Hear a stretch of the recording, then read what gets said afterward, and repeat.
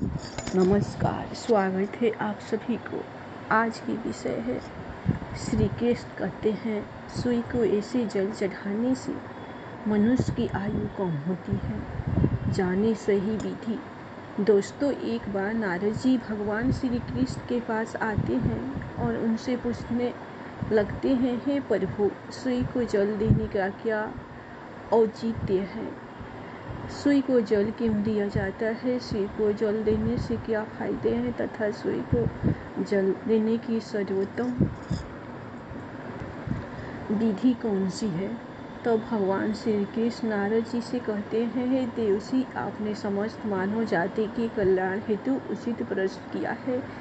सूर्य देव की उपासना अत्यंत शुभ फलदायी है। प्रत्येक मनुष्य को सुई को जल अवश्य देना चाहिए। हे देवसी, मैं आपको एक अत्यंत पवित्र कथा सुनाता हूँ जिससे आपकी द्विधा समाप्त हो जाएगी और आपको आपके सभी प्रश्नों के उत्तर भी मिल जाएंगे। जो भी इस कथा का श्रवण करता है उसे 100 वर्षों तक सुई को जल देने का फल प्राप्त होता है। इसलिए आप इस कथा को ध्यान से पूरा जरूर सुने। तो दोस्तों, भगवान श्री कृष्ण ने सूर्य देव की महिमा का वर्णन करने के लिए नारद जी को एक अत्यंत पवित्र कथा सुनाई है। इस कथा में सुई को जल देने की सही विधि और अत्यंत शक्तिशाली सूर्य देव के मंत्र के बारे में बताया है। इसीलिए आप सभी इस कथा को ध्यान से पूरा अवश्य सुने। इस कथा को सुनने मात्र से ही आपको सुई को जल देने का फल प्राप्त होता है। तो चलिए शुरू करते हैं इस पवित्र कथा को। भगवान श्री कृष्ण कहते हैं, हे देवसी, प्राचीन काल की बात है। मध्य देश में एक अत्यंत प्राचीन शोभायमान नगरी थी। उस नगरी में एक ब्राह्मण मनोहर अपनी पत्नी मायावती के साथ निवास करता था। मनोहर शास्त्र ज्ञान में पारंगत था, किंतु उसने अपने ज्ञान का कभी सदुपयोग नहीं किया। उसने उसके ज्ञान का उपयोग केवल धन कमाने के लिए किया। मनोहर ने अपने जीवन में कभी दान धर्म नहीं किया, कभी सूर्यदेव को उदय नहीं दिया। वह अत्यंत स्वार्थी और दंभी स्वभाव का था। फिर एक दिन वह वन से जा रहा था तो एक विषैले सड़क के काटने के कारण मनोहर की मृत्यु हो गई। मृत्यु के बाद मनोहर को यम के दूत यमलोक ले गए। वहाँ यमराज ने मनोहर के पाप और पुण्य का मूल्यांकन किया और मनोहर को नरक में डाल दिया। मनोहर अनेकों वर्षों तक नरक में सजा भुगतने लगा और फिर उसे प्रायश्चित करने के लिए फिर से मनुष्य जन्म की प्राप्ति हुई। उसका दूसरा जन्म एक गरीब शूद्र के घर पर हुआ। दूसरे जन्म में उसे अत्यंत दुख भोगने पड़े। उस शूद्र के बड़े होते ही उसके पिता ने उसका विवाह एक युवती से करा दिया और फिर वह उस युवती के साथ वन में ही झोपड़ी में रहने लगा। विवाह के बाद अनेकों वर्ष तक उस शूद्र को कोई संतान नहीं हुई।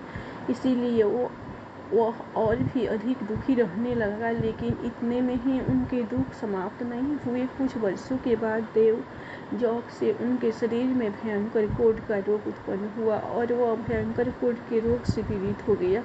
उसके शरीर पर अनगिनत जख्म हुए जिनसे पर्स निकलता रहता था। वह कोढ़ी शूद्र अब कुछ काम भी नहीं कर सकता था और दिन भर घर पर ही पड़ा रहता था। उसकी पत्नी एक पतिव्रता नारी थी। उसने पति को कोढ़ होने के बाद भी उसका साथ नहीं छोड़ा और वह उसकी नित्य सेवा करती रहती थी। वह अपने पति को ही परमेश्वर मानकर उसकी पूजा करती थी, उसके लिए भोजन का प्रबंध करती थी, उसे स्नान कराती। वह शूद्र अनेक बार मन ही मन सोचता रहता था कि इस जन्म के पाप के कारण उसे यह कोढ़ रोग हुआ। ऐसा सोचते हुए वह बहुत ही निराश और उदास रहने लगा।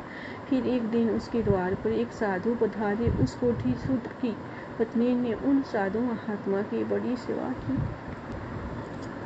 जिससे प्रसन्न होकर उस साधु ने उस कोढ़ी की पत्नी को वर मांगने के लिए कहा। तो कोढ़ी की पत्नी ने कहा, हे महात्मा, मेरे लिए मेरे पति ही सर्वस्व है, वही मेरे स्वामी है। अतः आपसे विनती है कि मेरे पति का रोग दूर हो और उन्हें पहले की जैसा बना दे। इस पर उस साधु महात्मा ने कहा, हे देवी, यह रोग तुम्हारे पति को उसके पिछले जन्म के कर्मों के कारण प्राप्त हुआ है। यही विधि का विधान है, मैं इसमें हस्तक्षेप नहीं कर सकता। ईश्वर मनुष्य के उसके पाप कर्मों का दंड अवश्य देते हैं। कोई भी हमसे चूक नहीं सकता, कोई भी इससे चूक नहीं सकता, किंतु मैं तुम्हें इसका उपाय बता सकता हूँ। इस रोग से बचने के लिए केवल एक ही उपाय है, तुम अपने पति को लेकर सूर्यदेव की शरण में जाओ और सूर्यदेव की नित्य उपासना करो। सूर्यदेव की कृपा से तुम्हारा पति क्रोध से मुक्त हो जाएगा और उसे कामदेव के समान रूप प्राप्त होगा। फिर उस साधु महात्मा ने उस स्त्री को सूर्यदेव की उपासना की विधि बताई। उस विधि को जानकर उस कोठी की पत्नी ने अपने पति के साथ मिलकर पूरी निष्ठा और सदा से सूर्यदेव की उपासना की और देखते ही देखते कुछ ही दिनों में उसका पति पूरी तरह से ठीक हो गया। वह कोढ़ के रोग से पूरी तरह से मुक्त हो गया और सूर्यदेव की कृपा से उसे सुंदर रूप, बलवान शरीर तथा धन संपत्ति की प्राप्ति हुई और वह कोढ़ी शूद्र बहुत धनवान बन गया। हे नारद, और मैं तुम्हें सूर्यदेव को प्रसन्न करने की विधि और मंत्र के बारे में बताता हूँ, जिसे करने से मनुष्य के सभी रोग नष्ट होते हैं, उसे उत्तम स्वास्थ्य और सुख समृद्धि की प्राप्ति होती है। श्री कृष्ण कहते हैं, हे नारद, रोज सूर्यदेव को जल चढ़ाना एक ऐसा नियम है जो मनुष्य की जीवन में बहुत बड़ा बदलाव ला सकता है। सूर्य शक्ति इतनी अलौकिक है कि इसके बिना यह पूरी धरती तहस नहस हो सकती है। सूर्यदेव प्रकाश, सकारात्मकता, इंद्रिय संयम, ऊर्जा आदि के देवता है। सूर्यदेव को माथ जल चढ़ाने से सभी संकट दूर हो सकते हैं। संसार की हर परेशानी का हल सूर्यदेव के पास है।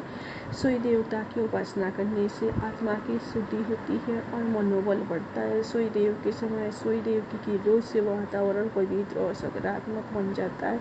यदि प्रतिदिन सुबह स्नान करके सूर्य देवता को मंत्रों का उच्चारण करते हुए जल चढ़ाते हैं तो इसके कई फायदे होंगे। कुंडली में अन्य ग्रहों की तरह ही सूर्य की शुभ या अशुभ स्थिति में होने से जीवन पर भी इसका शुभ या अशुभ प्रभाव पड़ता है। कुंडली में सूर्य यदि शुभ स्थिति में है तो हमें समाज में भरपूर मान सम्मान, यश और प्रसिद्धि मिलती है। वहीं कुंडली में यदि सूर्य अशुभ स्थिति हो तो इसके विपरीत परिणाम मिलते हैं। इसलिए कुंडली में यदि सूर्य की स्थिति मजबूत करनी है तो ज्योतिष शास्त्र में कुछ ऐसी चीज़ों के बारे में बताया है जिन्हें पानी में डालकर सूर्यदेव को उदय देने से शुभ परिणाम प्राप्त होते हैं। किंतु मित्रों, कई मनुष्य सूर्य को जल देते हैं समय बहुत सी गलतियां कर बैठते हैं। सूर्य को जल देते समय महत्वपूर्ण नियमों का पालन नहीं करते हैं।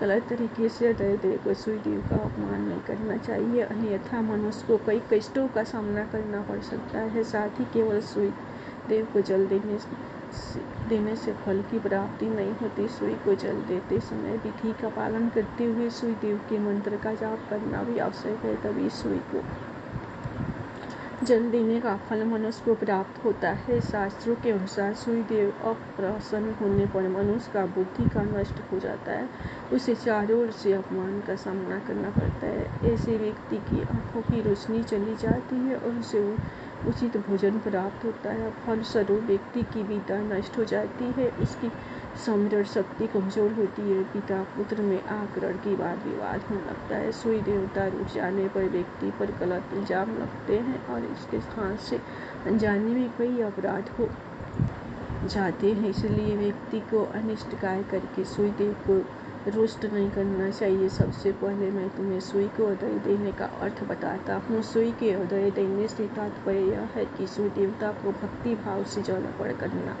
यह जल दोनों हाथों की उन जल बनाकर या तांबे के पात्र में शुद्ध जल भरकर उसे सूर्य देवता को समर्पित करें। लेकिन ध्यान रहे कि यदि हाथों की ओझल बनाकर सूर्य देव को उदय दे रहे हैं तो हाथों की तर्जनी और अंगूठे को एक दूसरे से जोड़कर ना रखें, यानी कि एक दूसरे का स्पर्श न होने दें। दोनों हाथों के अंगूठे को फैला कर रखें। यदि हम तर्जनी और अंगूठे को जोड़कर रखते हैं तो यह राक्षसी मुद्रा बन जाती है और इस मुद्रा में सूर्य को उदय देना अशुभ माना जाता है। यदि पात्र में जल भरकर सूर्य देवता को उदय दे रहे हैं तो भी उस पात्र को दोनों हाथों के अंगूठों का स्पर्श न हो, इसका ध्यान रखें। उदय देते समय अपने दोनों हाथों को ऊपर उठाकर पात्र को पकड़े और सिर झुका कर रखें।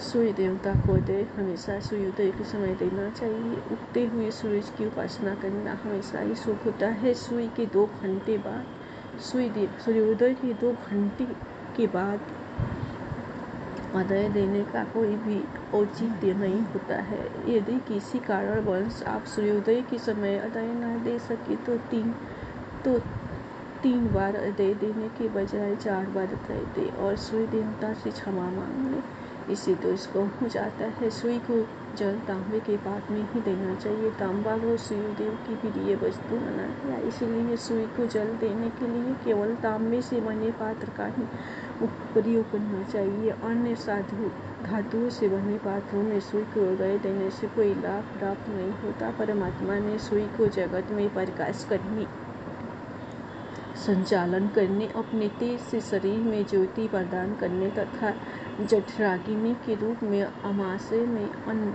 को पचाने का कार्य सौंपा है। इसी कारण से तांबे के पात्र में रखे जल को पीने से व्यक्ति पेट से जुड़े रोगों से भी मुक्त हो जाता है। उस तांबे के पात्र में गंगा जल या पवित्र नदियों का जल भरे और ऐसा संभव नहीं हो तो शुद्ध जल का प्रयोग करें। मात्र जल को कभी भी उदय नहीं देना चाहिए। जल के पात्र में जल के साथ मुख्य रूप से कोई भी लाल फूल, लाल चंदन और अक्षत जरूर डालें।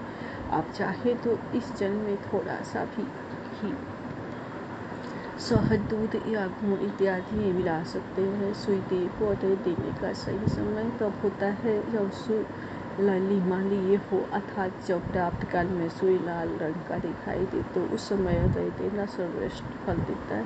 यदि किसी मनुष्य ने सूर्य को उदय देने का संकल्प लिया है तो यह संकल्प कभी नहीं तोड़ना चाहिए। जितने दिनों तक कोई संकल्प लिया हो उतने दिन सूर्य को उदय अवश्य देना चाहिए। यदि संकल्प को पूरा नहीं कर सकते तो ऐसा संकल्प नहीं करना चाहिए, इसे सूर्यदेव रुष्ट हो जाते हैं। दोस्तों, भगवान शिव की सूर्योदय को जल देने का मंत्र बताया है जिसका उच्चारण अवश्य करना चाहिए। यह मंत्र इस प्रकार है: ओम खगोलकाय नमः। इसके अलावा ओम घिरी सूर्याय नमः इस मंत्र का भी जाप कर सकते हैं।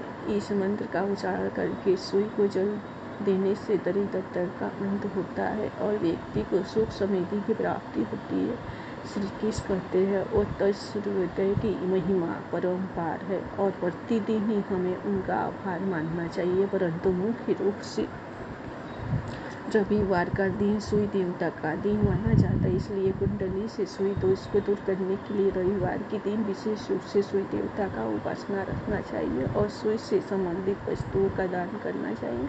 सूर्य देव को संबंधित वस्तुएं हैं तांबा, गेहूं, गुड़, चंदन और पीले रंग के वस्त्र आदि। इन वस्तुओं का रविवार के दिन दान करने से व्यक्ति के सभी दुखों का अंत होता है। यदि व्यक्ति बीमार है अथवा घर में सूतक है या उन्हें कोई समस्या है जिसके कारण वो सूर्य देवता को उदय नहीं दे पा रहे हैं तो इसके लिए शास्त्रों में मानस पूजा का प्रावधान किया गया है, अर्थात अपने मन में ही सूर्यदेव को उदय दे सकते हैं। सूर्योदय पूर्व दिशा से होता है और यदि किसी कारणवश सूर्य देवता दिखाई नहीं दे रहे हैं तो उनका मन स्मरण करके पूर्व दिशा की ओर मुख करके उन्हें उदय दे सकते हैं, लेकिन कभी भी सूर्य को उदय देने का संकल्प ना छोड़े। तो दोस्तों, इस प्रकार से भगवान श्री कृष्ण ने सूर्यदेव को उदय देने की विधि, सूर्यदेव को उदय देने का मंत्र बताया है। मैं आशा करता हूँ कि यह कथा एवं जानकारी आपको अच्छी लगी होगी और यदि इस चैनल धार्मिक ज्ञान पर नए हैं तो चैनल को सब्सक्राइब करना ना भूलें, साथ ही वीडियो को लाइक एवं शेयर जरूर करें। धन्यवाद और प्रेम से बोलिए श्री जय श्री कृष्ण, राधे राधे।